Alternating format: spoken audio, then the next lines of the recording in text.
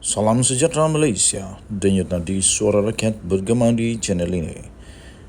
Jangan lupa tekan butang subscribe, like dan share. Malaysia kita punya, cintai Malaysiaku, kita jaga kita.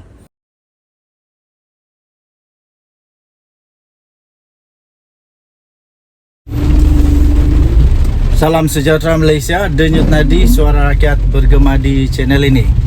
Nampaknya Hadi Awang yang cuba untuk tiba-tiba nak jadi hero, kali ini kena bidas teruk. Hadi Awang kena bidas teruk, kena sekolah teruk dan kena perli teruk. Hadi Awang yang cuba-cuba untuk bawa isu Palestin dan Israel akhirnya dibidas oleh Menteri Komunikasi dan Multimedia, iaitu Fahmi, di mana diterbitkan di astroawani.com bertajuk Palestin.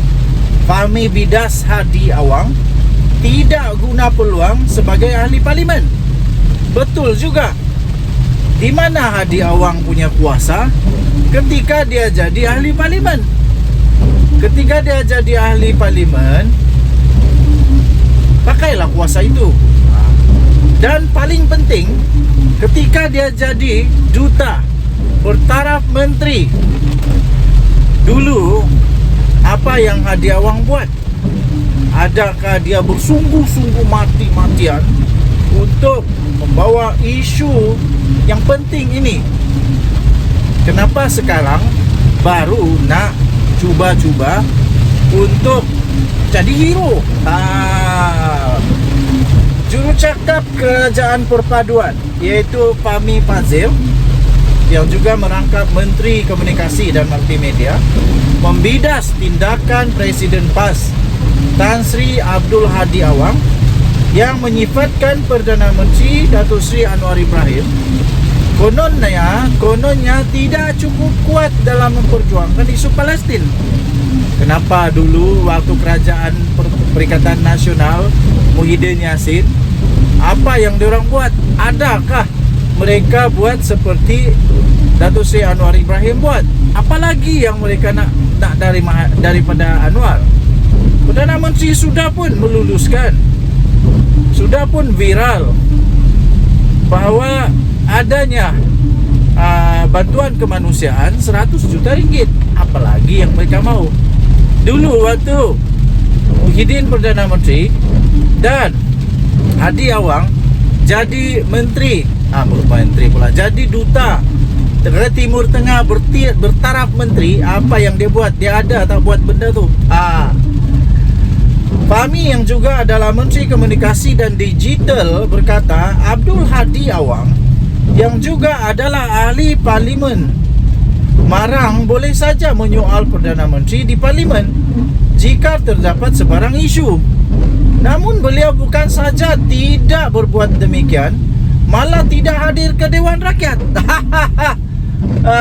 Bukan saja beliau tidak menyuarakan perkara itu di Dewan Rakyat, malah tak hadir pula. Memang famous betul lah Hadi Awang ini sekarang. Kemudian Menteri itu membongkarkan bahawa dari 9 hari bulan lagi sehingga 19 Oktober lagi, Abdul Hadi Awang satu hari Abdul Hadi Awang hadir satu hari saja, iaitu pada 16 Oktober, iaitu hari yang sama Perdana Menteri buat kenyataan mengenai isu Palestin. Jadi peluang untuk lawan ada, kata Fahmi Fadzil. Tapi Abdul Hadi Awang ada Abdul Hadi Awang kritik atau lawan kenyataan Perdana Menteri? Katanya langsung tak, kata Fahmi menerusi catatan di akaun X beliau. Di Twitter itu, sekarang dah jadi X.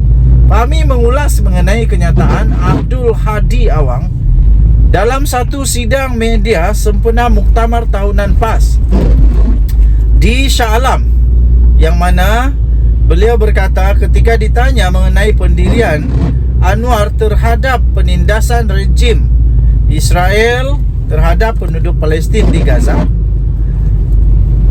Menerusi catatan itu, Fahmi turut berkongsi Hansard Parlimen bertarikh 16 Oktober ketika Anwar membuat kenyataan mengenai isu Palestin pada 11.37 pagi.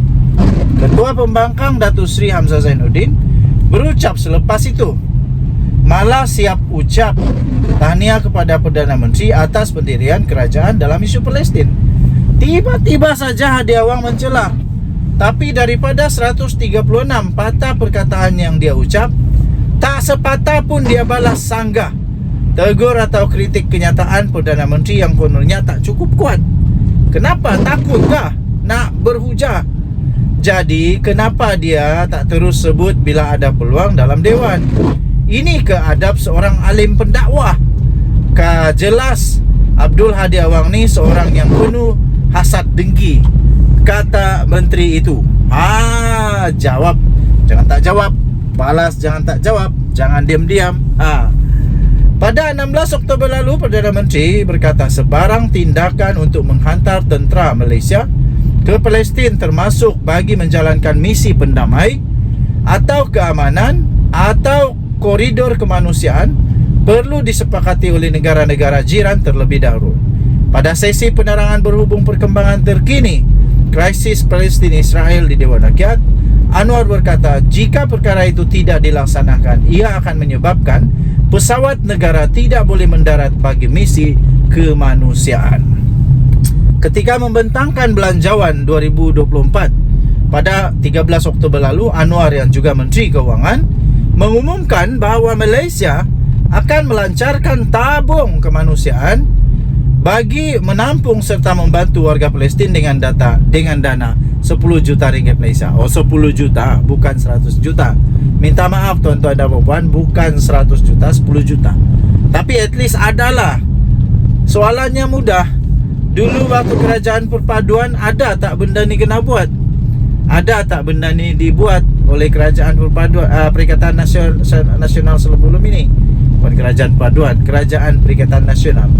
Dan soalan yang paling cepu emas, waktu Hadi Awang jadi duta ke Timur Tengah bertaraf menteri,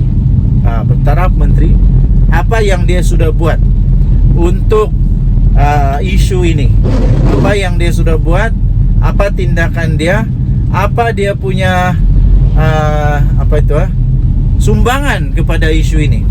Sekarang dah jadi pembangkang, dah tak ada kuasa, tiba-tiba saja muncul konon-konon Anwar Ibrahim tak cukup kuat. Lepas tu apa lagi?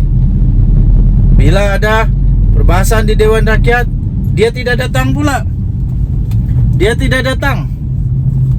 Dan bila dia datang, dia diam-diam pula. Dia diam-diam, tidak pun cakap apa-apa.